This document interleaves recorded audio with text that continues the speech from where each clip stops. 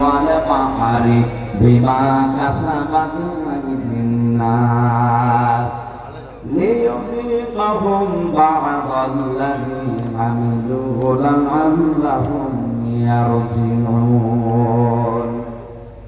যারা স্থলে যদি মতামতগুলো এতে তাপদাহ চলছে, হঠাৎ বৃষ্টি বন্ধ হয়ে গেছে, দুনিয়া গরম করে ফেলেছে, আমি আল্লাহ এটা এমনি এমনি করি না, তোদের হাতে কামাইয়ের ফসল এটা। আমি আল্লাহ চাই এই তীব্র আসাব কি তোরা যেন আমি আল্লাহর দিকে তওবা করে ফিরে আসি। আপনি দেখেন পৃথিবীর ময়দানে যারা সবচেয়ে বেশি উচ্ছৃঙ্খল, বিশেষ করে সেনা ব্যবচারের লাইনে, আল্লাহ তাদেরকে ধরেছে। এই যে দুবাই বিমানবন্দর পর্যন্ত ভাসিয়ে দিয়েছে।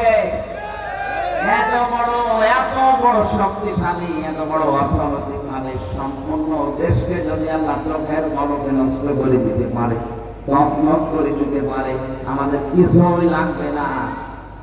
এই তিস্তার পানিকে যদি আল্লাহ হুকুম দেয় 100 হাত কিছু হয়ে একটু আরাম করে বুঝলেও পাবেন না কিছু। অনেকে বলে এটা প্রাকৃতিক দুর্যোগ, শয়তান প্রাকৃতিক দুর্যোগ করে কিছু নেই, এগুলো সব আমার আল্লাহর গজব। আপনি থামেন, আনন্দ ফুর্তি এগুলো বন্ধ করেন। এখনো বিভিন্ন নাম দিয়ে দিবস বানিয়ে বানিয়ে যেটা আনন্দ করছে, একটা কোরআনের সাথে হাদিসের সাথে মিলছে না। আনন্দ আপনি করবেন ইসলামের সীমার ভেতরে থেকে। এমনকি আজকে ঈদুল আজহা, ঈদুল ফিতরকেও মানুষ এখন আনন্দের জায়গায় নিয়ে গেছে যেখানে কোরআনের নিয়ম নেই। ঈদুল আজহা, ঈদুল ফিতরের শিক্ষা কি ছিল? আগে ত্যাগ, এরপরে ভোগ। 1 মাস রোজা রেখে আপনি আনন্দে খাবেন না, পাবেন না। আগে সাদলাবেন, আগে ভেতর দেন। ওইটা দিয়ে গরিব মানুষেরা সেমাই কিনবে, চিনি কিনবে, খাবার কিনবে, ওর বাচ্চারা আনন্দ করবে, উল্লাস করবে, খুশি হবে। ওইটা দেখে আপনি খুশি হবেন। আগে শুধু খাবে, ঈদুল আজহাতে কোরবানি সবাই করে দিছে, আগে খেয়ে করবেন না, আগে সবাই করে গোশত গরিবকে দিয়ে আসেন। গরিব মানুষেরা খাবে, আনন্দ করবে, হাসবে, ওদের হাসি দেখে এরপরে আপনি খাবার খাবেন। কথা বলেন না কেন? ইসলামে তো দিবস ছিল মাত্র এই দুইটা, আগে ত্যাগ, এরপরে ভোগ। আপনি বলেন তো এই দুইটা দিবস বাদ দিয়ে যত দিবস এই বাংলাদেশে এখন চলছে, সে যে নামই হোক, আমি নাম নিলাম না, আন্তর্জাতিক সাম্রাজ্যবাদী যারা আমাদের পকেটের টাকাগুলো একদিকে ছিনিয়ে নেওয়ার জন্য নতুন নতুন দিবস বানিয়েছে, আর একদিকে আমাদেরকে এই বিশৃঙ্খলা, অশৃঙ্খলা, জনতায় ভাসিয়ে দেওয়ার জন্য ব্যবস্থা করে দিয়েছে। আমি আবার বলছি, ঈদুল আজহা, ঈদুল ফিতর বাদ দিয়ে দুনিয়ায় এমন কোন দিবস আপনি পাবেন না যেখানে আগে ত্যাগের পর ভোগ, আগে ভোগ এরপর ত্যাগ। কথা বলেন না? 14 ফেব্রুয়ারি মানুষ ঘরে মানুষ বলেন না কেন? এর ভেতরে কি আগে ত্যাগের পরে ভোগ? না, আগে ভোগ করবেন, তারপরে ত্যাগ করবেন। আমাদের দিবসের সাথে কোরআনের, হাদিসের এবং বাস্তবতার মিল নেই।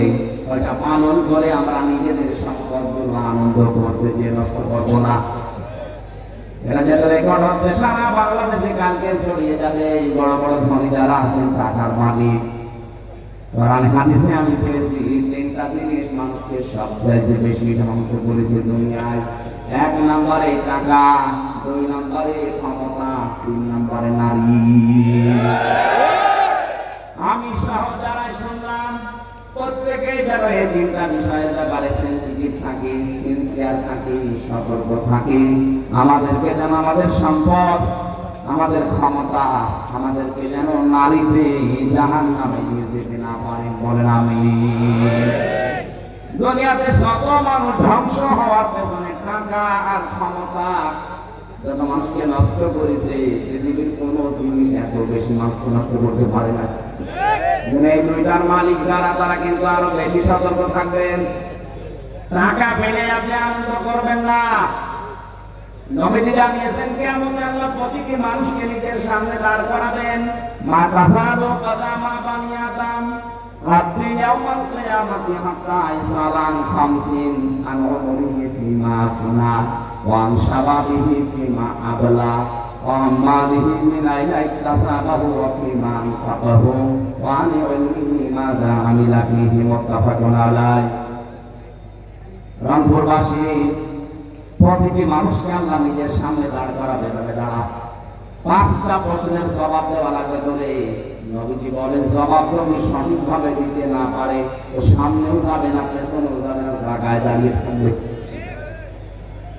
আমি সহ যারা এখানে আছি মনে করেন এখন আমাদের চলছে ওইটা, ময়দানে মাহশার কায়েম হয়ে গেছে, মহান আল্লাহ তার সামনে হামজাকে দাঁড় করিয়েছে। আমার এই 33 বছর জীবনটা নিয়ে আমি দাঁড়িয়েছি। কয় বছর বলেন বলেন? আমি 33 বছর জীবন নিয়ে দাঁড়ালাম। সভাপতি 60 বছরের জীবন নিয়ে দাঁড়িয়েছে। আমি নিজের জীবনটা নিয়ে মনে করেন আমি দাঁড়িয়ে আছি মহান আল্লাহর সামনে। নিজের দিকে তাকিয়ে আজকের ওয়াজটা আপনি মিলাবেন। আল্লাহ যদি জিজ্ঞাসা করে হামজা এই সারাটা জীবন কি করবি বলতো, আপনি কি মনে করেন আমি 33 বছরের জবাব সঠিকভাবে দিতে পারবো? আমি একা থাকলে আমার মাঝে মাঝে মনে হয় আল্লাহ পাক যদি বলে হামজা কিয়ামতের ময়দানে 2024 সালের এপ্রিল মাসের 30 তারিখ পর্যন্ত করে মাফ করে দিলাম, শুধু মে মাসের 1 থেকে এই যে 5 তারিখ আজকে 1 থেকে 4 তারিখে 4 দিনের হিসাব দিয়ে তুই জান্নাতে চলে যা। আমার তো 4 দিনের হিসাব সঠিকভাবে দেওয়া সম্ভব না। আপনারা পারেন না? এখানে শব্দটা ছিলাম ওমরিহি ফিমা আফনা, 4 দিন না 4 বছর না, পুরা জীবনের হিসাব আল্লাহ পঙ্খানু সুম্মা লাতুসআলুন্না ইয়াওমাইযিন আনিন নাঈম। প্রতিটি নিয়ামতের সঠিক জবাব আপনার কাছ থেকে দেবে। আজকের এই আওয়াজটা যদি ওয়াজটা যদি আজ সবাই আমরা সত্যি নিজের মনে করে মেনে নিতে পারতাম, আমার জীবন পরিচ্ছন্ন হয়ে যেত। হাদিসটা যদিও দুর্বল, আমি শিক্ষার জন্য বলছি। খলিফাতুল মুসলিমিন হযরত ওমর ইন্তেকালের 12 বছর পর তার সন্তান আব্দুল্লাহ স্বপ্নে দেখলেন বাবা যেন সুন্দর কাপড় পরে ভেজা নিয়ে গোসল করে আসতেছে বাড়ির দিকে। ডাক দিয়ে বলে, বাবা কোথায় ছিলেন? 12 বছর আপনাকে আমি দেখি নাই। হযরত ওমর বলে, সন্তান আমার 12টা বছর দুনিয়ার জীবন আমি ছেড়েছি, এই 12 বছর মহান আল্লাহর কাছে আমার জীবনের হিসাব দিচ্ছিলাম, শেষ পর্যন্ত মহান আল্লাহ আমাকে মাফ করে দিয়েছে। আমি সেদিন পঞ্চগড়ে একটা মাহফিল ছিল ঠাকুরগাঁও রানীশঙ্কর, ওখানে বিচার ব্যবস্থার উপরে কথা বলতে গিয়ে বলেছিলাম মহান রব্বুল ইজ্জত কিয়ামতে যে বিচার ব্যবস্থা সাজাবেন 3টা পদ্ধতিতে আল্লাহ বিচার করবেন। কয়টা? বলেন বলেন। আল্লাহর বিচার ব্যবস্থায় কোনো অবিচারের লেশ মাত্র নেই, আছে? না না। আল্লাহর বিচার ব্যবস্থায় ন্যায় বিচার করলে কেউ বাঁচবে না, সবাই ধরা খাবে। তাহলে অবিচার তো নেই, ন্যায় বিচার করলেও কেউ বাঁচবে না। কি করবেন? একটা রাস্তা খোলা আছে, মহান আল্লাহ যদি অবিচার কথা বিশ্বাস করে যে আল্লাহ অবিচার করবে না, ন্যায় বিচার করলেও ধরা খাবো। 3 নম্বর একটা পথ খোলা আছে, মহান আল্লাহ যদি দয়া করে মাফ করে দেয় তাহলে আমি জান্নাত পাবো। হযরত ওমর বলে, সন্তান আমার 12টা বছর মহান রব্বুল ইজ্জত আমার জীবনের ছোটখাটো বিষয়গুলো জিজ্ঞাসা করছিলেন, আমি যেভাবে জবাব দিচ্ছিলাম, শেষ পর্যন্ত আল্লাহ বলেন ওমর আমার নামের খাতির করে মাফ করে দিলাম। আমি এখন জান্নাতের নহর থেকে গোসল করে পোশাক পরে জান্নাতের দিকে যাচ্ছি। পরিগ্রামবাসী যার জান্নাতে যাওয়ার গ্যারান্টি দুনিয়ায় আল্লাহ সার্টিফিকেট আকারে পাঠিয়ে দিয়েছিলেন যে ওমর তুমি জান্নাতি। আকাশের তারকার চাইতে তার জীবনে নেকির কাজ বেশি ছিল। কোন রাস্তা দিয়ে গেলে 6 40 দিন ভয় পেত রাস্তায় আসতে। এই লোকটার যদি 12টা বছর লাগে তারপর আল্লাহ মাফ করে দিয়েছে, বলেন তো আপনার আমার কতদিন লাগতে পারে?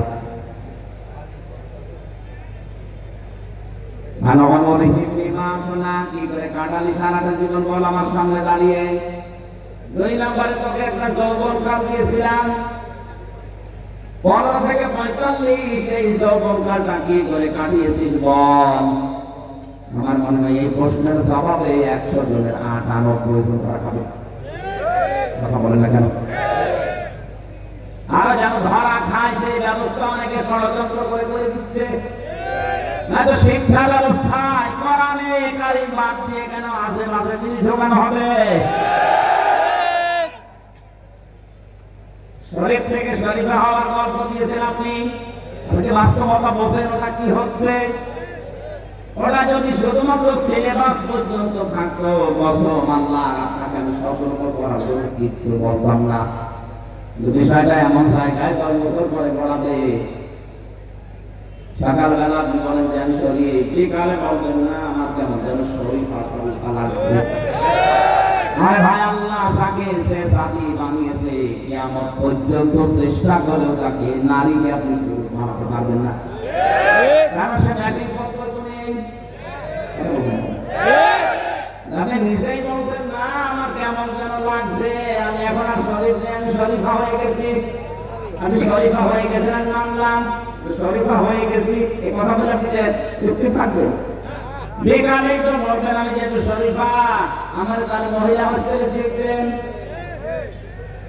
কি করবেন? ওখানে আমার মেয়ে আছে, আমার বোন আছে, আমার ফুফু আছে, এটা করবেন। আপনি মাল যতই বলেন আমি শরীফা, আপনি আসলে কি কথা বলেন না কেন? ওখানে যে আমার মেয়ে, আমার ফুফু, আমার বোন আছে, আপনি ঠিক থাকবেন? একজন বলছে হুজুর যুবক যুবতী এক জায়গায় ঘুমানো জায়গা, ঘুমানো জায়গা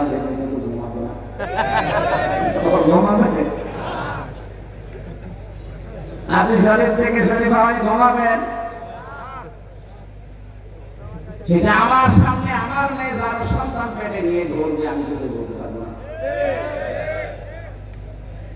আমাদের যৌবন বয়সের হিসাব যেন দিতে না পারি, অনেকে শিক্ষা ব্যবস্থায় উল্টা পাল্টা জিনিস ঢুকে আমাদের নষ্ট করার পায়তারা করছে, নিজে নামলাম না। এরপরেও যদি বলেন আমি কিছুই বুঝি না, এদিকে ঝড়ে ঘোড়া দিব আছে আপনার।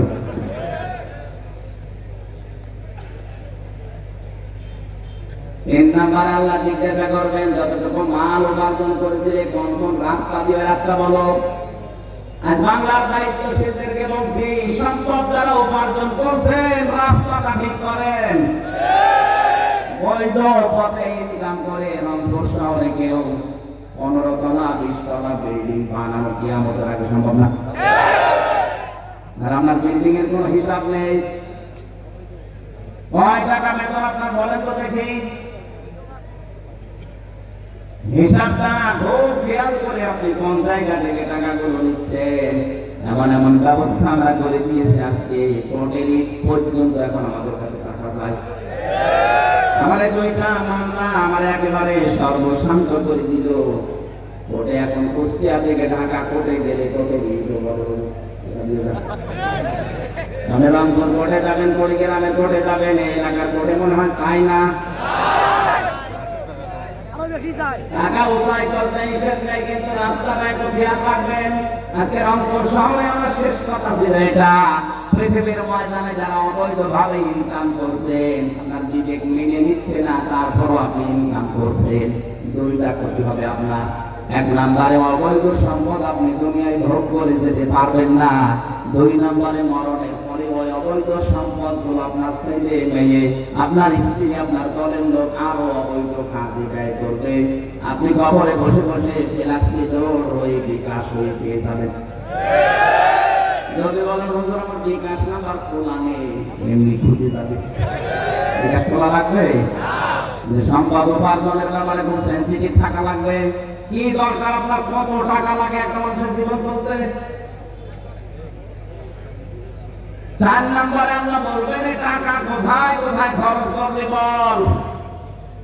গানের অনুষ্ঠান দিলে যেখানে উলঙ্গ নাচ হয় 500 টাকা চাইলে 5000 টাকা বের করে দেন।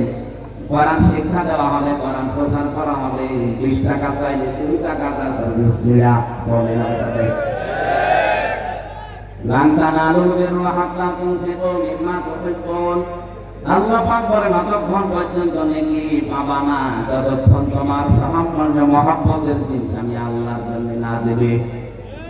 এখানে সম্পদ উপার্জন করা এবং কোথায় কোথায় খরচ করছে সেখানে সেখানে আনন্দের জন্য দিয়ে দিলে হবে না।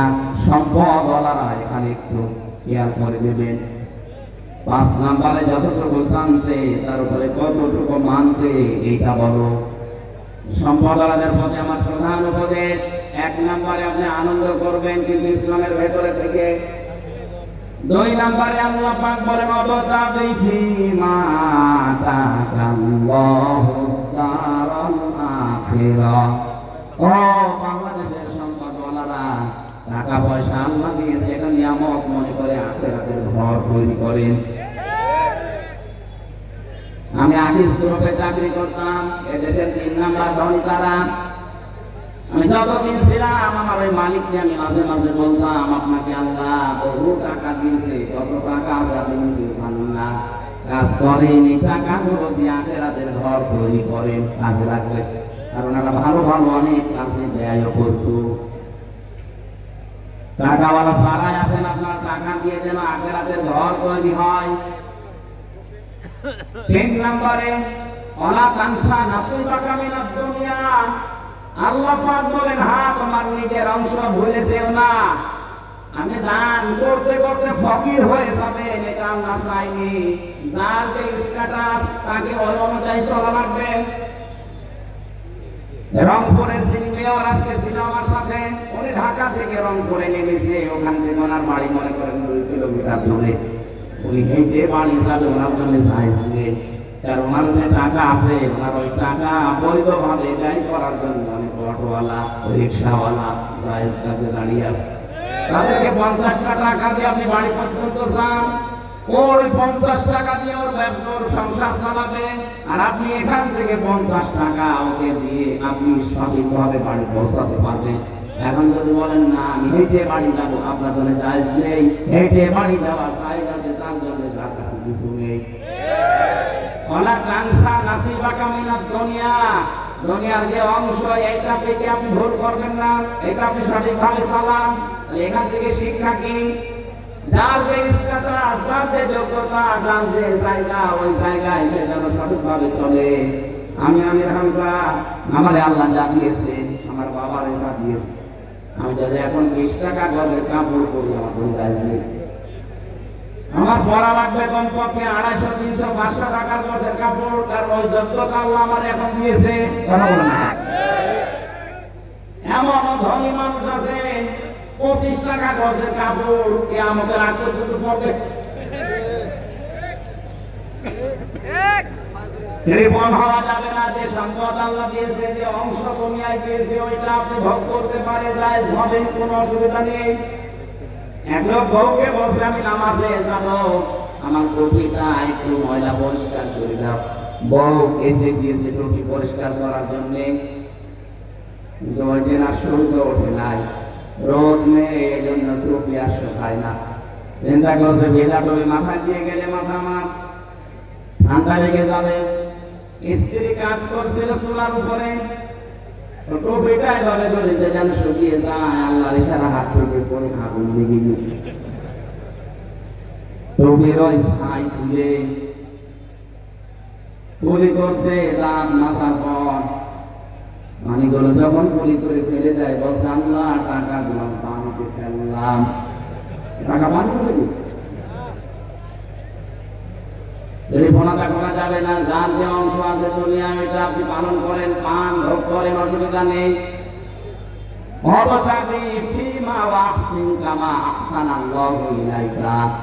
আল্লাহ পাক 4 নম্বরে উপদেশ দিয়েছেন ওই আলেমদের দ্বারা, ওই দেশের ধনীদেরকে, তুমি ইহসান করো হে কারণ, তুমি ইহসান করো হে কারণ, হে টাকাওয়ালারা, তোমার প্রতি আল্লাহ যেভাবে দয়া দেখিয়েছে কিছুই ছিল না, তোমার এই পর্যায়ে আল্লাহ নিয়ে নিছে। সুতরাং তোমার এই সম্পদগুলো দিয়ে তুমি ইহসান করবা মানুষের প্রতি, যেভাবে আল্লাহ দয়া দেখিয়েছেন তোমার প্রতি। আজ বাংলাদেশে আমরা যারা টাকাওয়ালা আছি, ক্ষমতাওয়ালা আছি, আমাদেরকে ইহসান করবো আল্লাহ পাক যেভাবে করেছেন। আমরা ক্ষমতা দিয়ে, টাকা দিয়ে যদি অন্যান্য সৃষ্টির প্রতি এভাবে দয়া দেখাতে পারি, কিয়ামতে মহান আল্লাহ আমার ৭০টা অপরাধ ঢেকে রাখবে, গোপন করে রাখবে। এই সুযোগটা আল্লাহ টাকাওয়ালাদের, সম্পদওয়ালাদের এবং ক্ষমতাওয়ালাদের দিয়েছেন। এটা পেলে আপনি একেবারে মন মতো যা ইচ্ছা তাই করবেন না। যারা বিভিন্ন দায়িত্বে আছেন, সম্পদের, ক্ষমতার, বিভিন্ন পাওয়ারের এই জায়গায় আপনি থেকে মানুষের প্রতি ইহসান করে নিজের প্রতি ইহসান আল্লাহর তরফ থেকে বাড়িয়ে নেন। এটা সুযোগ আছে। একটা মানুষের অপরাধ যদি আপনি জানা শোনার পরেও যেভাবে গোপন করে তারে বাঁচিয়ে দিতে পারেন, মহান আল্লাহ কিয়ামতে আপনার ৭০টা দোষ গোপন করে বাঁচিয়ে দেবেন। বলেন আমিন। অবতাবি ফিমা ওয়ালা তানসিন কামা আহসানাল্লাহু ইলাইকা ওয়ালা তাবগিল ফাসাদা ফিল আরদ। জমিনে বিশৃঙ্খলা তৈরি করা যাবে না। আমরা দেখছি এই দেশে যত বিশৃঙ্খলা করার জন্য চেষ্টা চালাচ্ছে, দেখুন সব টাকাওয়ালাদের অবদান। আপনার টাকা দিয়ে যেন কোনো বিশৃঙ্খল কাজ না হয়, উশৃঙ্খল কাজ না হয়, এটা আপনি হিসাব করে দুনিয়া চলবেন। ইন্নাল্লাহা লা ইউহিব্বুল মুফসিদিন। কোন সন্ত্রাসীকে আমার আল্লাহ পছন্দ করে না, ভালোবাসে না। এখানে সন্ত্রাস যারা সৃষ্টি করছেন, বাংলাদেশ তো ভালোই ঠান্ডা হয়ে গেছে, ভালোই চলছে। হঠাৎ এই দেশটাকে গরম করার জন্য যারা উঠে পড়ে লেগেছেন তারা থামেন। কারণ যারা বিশৃঙ্খলা করে, সন্ত্রাস তৈরি করে মানুষের ভেতরে ত্রাস সৃষ্টি করতে চায়, তাদেরকে আল্লাহ পছন্দ করে না। আল্লাহ যদি কাউকে পছন্দ না করে জান্নাত দেবেন? বলে বলেন। আল্লাহ আমাকে সহ যারা এসেছি এই ৫টা উপদেশ, বিশেষ করে ক্ষমতাওয়ালা, টাকাওয়ালাদেরকে মেনে নেওয়ার তৌফিক দেন। বলেন আমিন। প্রচন্ড গরমে এই আয়াত শেষ পর্যন্ত আমি আর যাচ্ছি না। এখন প্রায় ৮টা না ৯টা কারণের পরবর্তী আয়াতে আসুন। আমি জেলখানায় থাকছি যে ২টা বই লিখেছিলাম নারী এবং পুরুষের উপরে দাম্পত্য জীবন নিয়ে। এখানে গেটে সাদা গাড়িতে পাওয়া যাবে, নিয়ে আপনার স্ত্রীকে, আপনার মেয়েকে, মাকে, বোনকে, ফুফুকে উপহার দেবেন। পারিবারিক জীবনের দাম্পত্য কলহ দূর হবে আমি আশা করছি। সম্মানিত মা বোনেরা, বরং